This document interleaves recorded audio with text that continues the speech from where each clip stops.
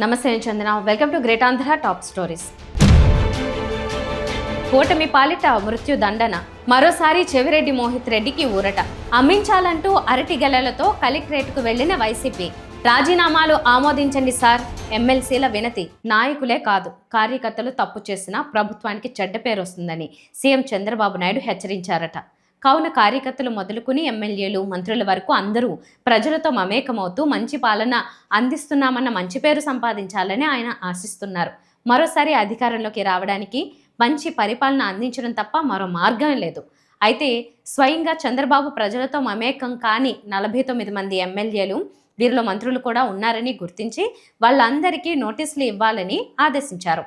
అధికారికంగానే 49 మంది అంటున్నారంటే అనధికారికంగా ఈ లెక్క 100కు తక్కువ ఉండదని టీడీపీ నాయకులు చెప్తున్నారు. తమ ప్రభుత్వంపై నెగిటివ్ ఉందనే అభిప్రాయాన్ని చంద్రబాబు కూడా అంగీకరిస్తున్నారని ఆయన మాటల్ని బట్టి అర్థం చేసుకోవాలి. అయితే ప్రభుత్వంపై వ్యతిరేకత ఎందుకు వస్తున్నదో ఆయనకు తెలియదని అనుకోవాలా, లేక తన మార్కు నటన చేస్తున్నారని అర్థం చేసుకోవాలా? అంతు చిక్కడం లేదని సొంత పార్టీ నాయకులు వెల్లడిస్తున్న అభిప్రాయం ఇది. కూటమి ప్రభుత్వం వ్యతిరేకతకు పొలిటికల్ గవర్నెన్సే అసలైన కారణమని చెప్పక తప్పదు. టీడీపీ నాయకులతో తాజాగా నిర్వహించిన టెలికాన్ఫరెన్స్లో కూడా పొలిటికల్ గవర్నెన్స్ అనేది కూటమి ప్రభుత్వ విధానమని చంద్రబాబు స్పష్టం చేశారు. సంక్షేమ కార్యక్రమాలు అందించడంతో పాటు ప్రజలతో మమేకం కావాలని ఆయన ఆదేశించారు. ఇలాంటి ఆదేశాలు చాలు కూటమి నాయకులు, కార్యకర్తలు రెచ్చిపోయి ప్రవర్తించడానికి అనే మాట వినిపిస్తోంది. సీఎం చంద్రబాబు నాయుడే అధికారులు కాదు, పార్టీ నాయకులు, కార్యకర్తలే పాలన సాగించాలని ఆదేశాలు ఇచ్చారని, ఇక తమనెవర్రా అడ్డుకునేదనే రేంజ్లో రెచ్చిపోతున్నారు. రాజకీయంగా గిట్టకపోతే చాలు సామాన్యుల్ని సైతం క్షేత్రస్థాయిలో ఇబ్బంది పెడుతున్నారు. చివరికి చిన్న వ్యాపారం మొదలుకుని రియల్ ఎస్టేట్ వ్యాపారాల వరకు తమ కనుసన్నల్లోనే జరగాలని టీడీపీ నేతలు హుకుం జారీ చేస్తున్నారు. తమను కాదని వ్యాపారాలు చేసుకోవాలని ప్రయత్నిస్తే అధికారుల్ని ఉసిగొల్పి ముప్పు తిప్పలు పెడుతున్నారు.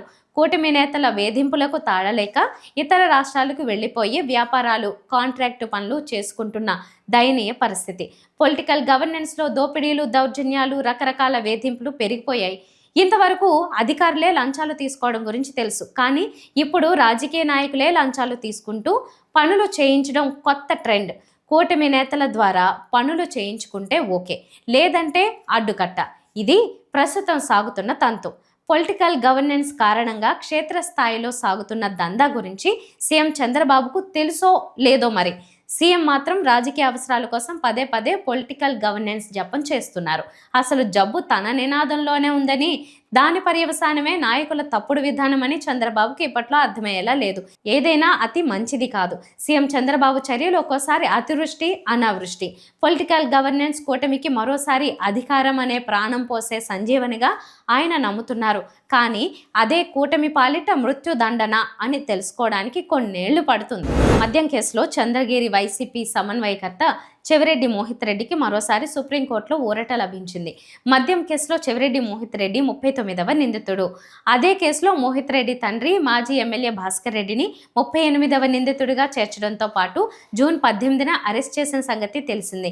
ఇప్పటికీ విజయవాడ జైల్లో భాస్కర్ రెడ్డి రిమాండ్లో ఉంటున్నారు.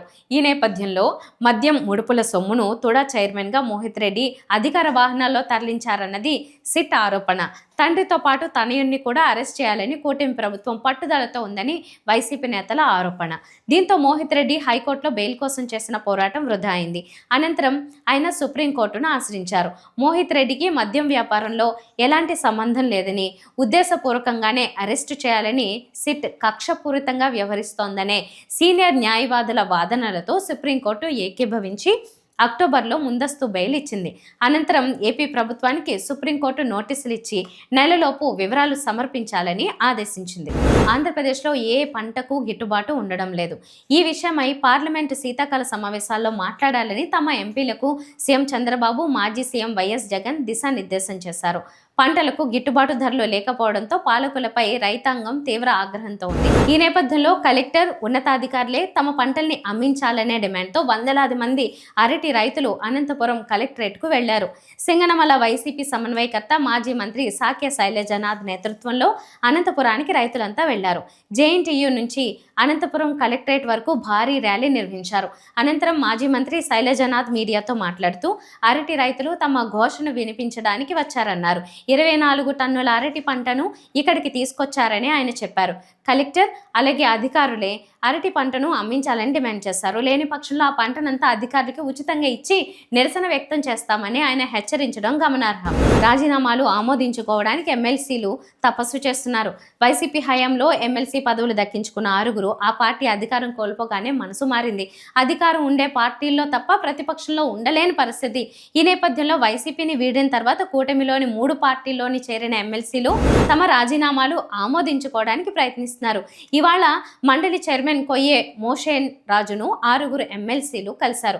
ప్రతి ఒక్కరితో వ్యక్తిగతంగా మండలి చైర్మన్ మాట్లాడుతున్నట్టుగా తెలుస్తోంది. రాజీనామా విషయమై ఎమ్మెల్సీ జయమంగళ వెంకటరమణ హైకోర్టును కూడా ఆశ్రయించారు. దీంతో నెలలోపు నిర్ణయం తీసుకోవాలని కోర్టు కూడా ఆదేశించింది. దీంతో ఆ విషయమై చర్చ జరుగుతోంది.